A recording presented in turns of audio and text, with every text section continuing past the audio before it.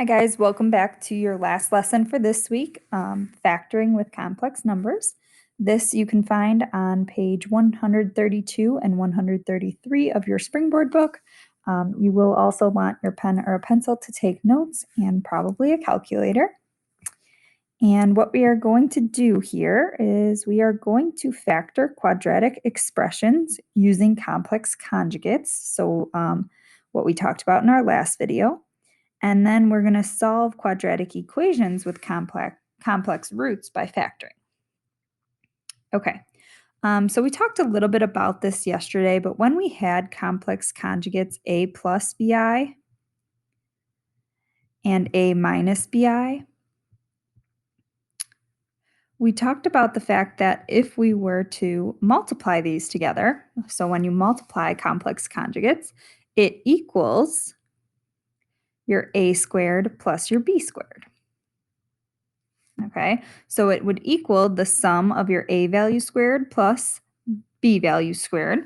And that just so happened to give us a real number yesterday. Okay, so now we're going to actually use that information. So it says you can use complex conjugates to factor quadratic expressions that can be written in the form a squared plus b squared. In other words, you can use complex conjugates to factor the sum of two squares. So do you guys remember way back when we were factoring and we did the difference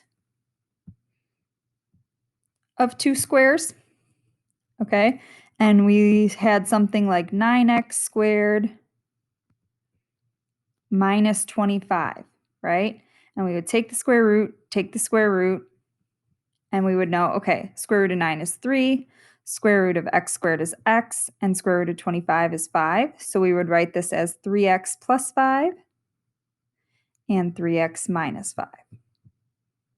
Okay, well, this is going to be really similar, just now when we have the sum of two squares, we're going to have to write it as a plus bi and a minus bi. Okay, so let's go ahead and start out with part A here. It's 16x squared plus 25.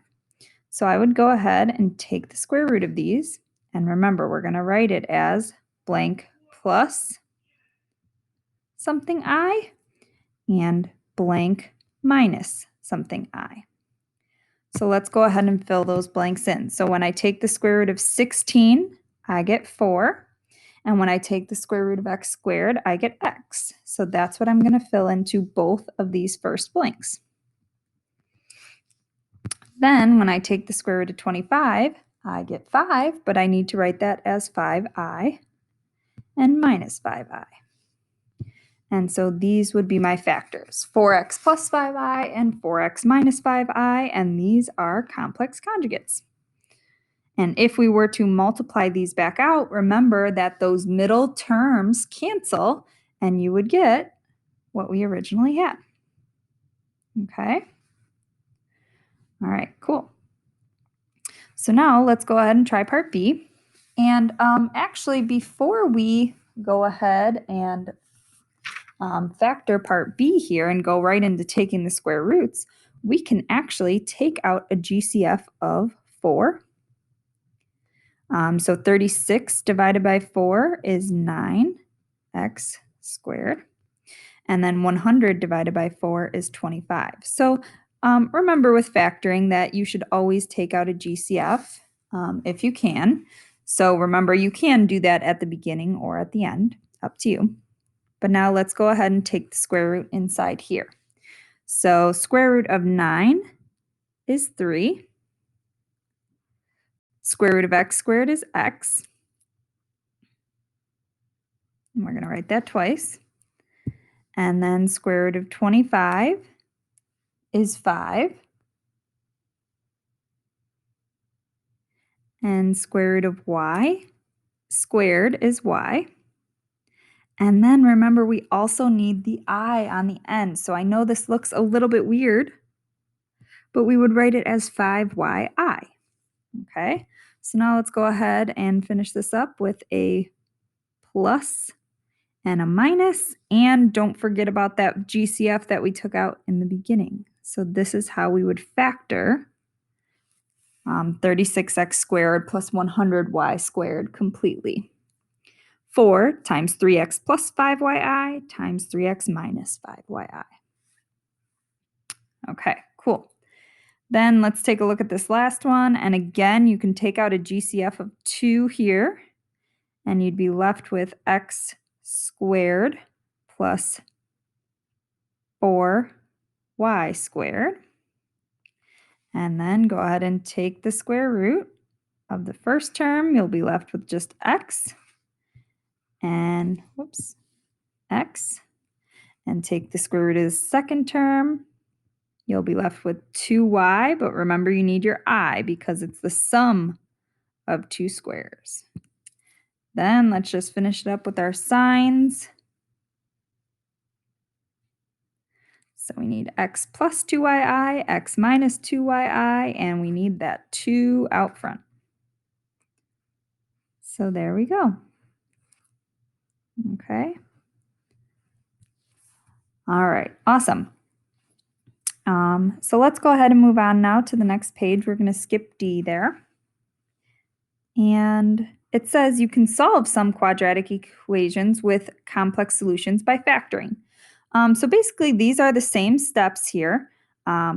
Once it has the factors, so it took the square root, got 3x plus 4i and 3x minus 4i. Then it set it equal to 0 using the zero product property and solved for x. So that's what they got here. So x would equal negative 4/3 I or positive 4/3 I. So let's go ahead and try one. Okay, so first of all, in this one, we have the original equation is x squared plus 81 equals 0. So again, I know x squared, we can take the square root of that, and I know 81, we can take the square root of that. So, and I know it's adding, so it's going to be a sum of two squares. So this is going to look like square root of x squared is x. Square root of 81 is going to be 9, but we need the I there. Oops. And then we need to write it as x plus 9i and x minus 9i. Okay, now the only thing is that we have to do next is we have to set each of these equal to 0 and apply the zero product property. So we set the first factor equal to 0, and we set the second factor equal to 0, and I'm kind of running out of room here, but you get the point. And then we go ahead and solve. So in this first one, we would have to subtract 9i over, so x would equal negative 9i. And then in this other one, we would have to add 9i over, so x would equal positive 9i. Or you could write it as x equals plus or minus 9i. Okay, let's go ahead and try a couple more like that. So in this one here, we can take the square root of these, and you should get 10x and 7i. So 10x plus 7i and 10x minus 7i. Then set them equal to 0 using your zero product property to solve. So if I were to do this, I would subtract 7i over,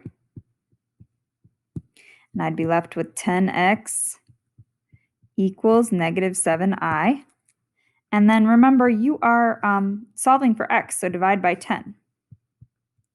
So x equals, and what I would do here is the same thing's going to happen in the other one. You're just going to get the positive version. So I would write it as plus or minus 7/10 I. Or you could write it with the I on top. Either way, but this would be your final answer. Okay, so let's go ahead and circle that. X equals plus or minus 7/10 I. All right, then this one here. Another way you could solve this rather than coming up with the factors first like we did here is Since this negative 4 is already on the other side, we could just, remember you're solving for x, so we could just divide by the 25, and that'll cancel, and you'll be left with x squared equals negative 4 over 25. And then to get x by itself, we need to take the square root of both sides. And so we would end up with square root of x is x. Square root of negative 2, remember anytime we take the square root, we need plus or minus. So this is how you still get two solutions. But square root of negative 4 is going to be 2i. And square root of 25 is 5. And you would get the same thing if you found your factors first like we did here. But that's just another way to do it. Okay, so x equals plus or minus 2i over 5. Or you could write this, again, it doesn't matter, as 2/5 plus or minus 2/5 I. All right, awesome. Then just one more thing I want to show you guys for this video. And we have write the quadratic equation given the complex roots. So we actually did something very similar to this when we were dealing with regular solutions or regular roots. So now we just need to do it with complex roots. Okay.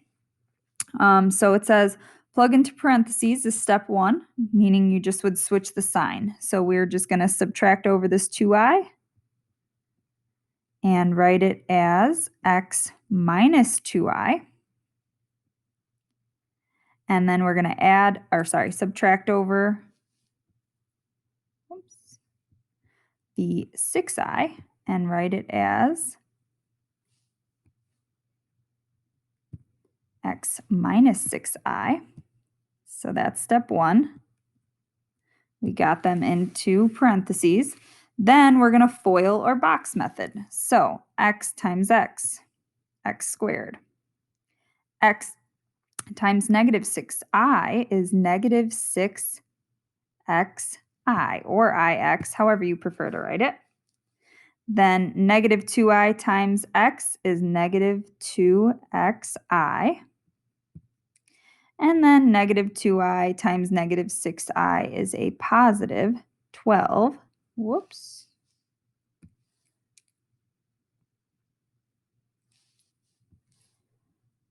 Come on. Positive 12i squared. Okay. Then remember your next steps are to combine like terms, and we have to get rid of that I squared and plug in negative 1. So this would look like x squared, negative 6xi minus 2xi. Those are common terms or like terms, so we would write that as negative 8xi. And then 12 times negative 1 is negative 12, and set it equal to 0, so it is a quadratic equation. Okay. Alrighty, let's try one more of those. We did do the combining like terms and the replacing I squared with negative 1 here. Okay, so let's try one more. So in these ones, we have x equals negative 5i and x equals negative 6i. So we're going to do the same thing, but in these, we need to add over the 5i because it's a negative.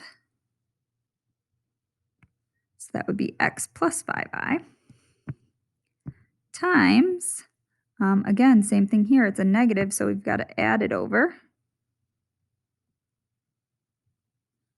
So we're going to write that as x plus 6i.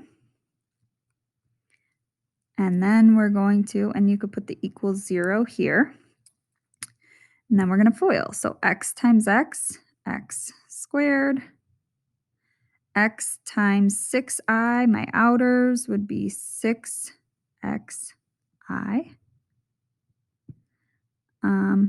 5i times x would be 5xi. And then 5i times 6i would be 30i squared. Go ahead and combine like terms and switch out I squared for negative 1. And you're left with x squared plus 11xi xi. And then 30 times -1 would be -30 equals 0. And there's your answer. Okay.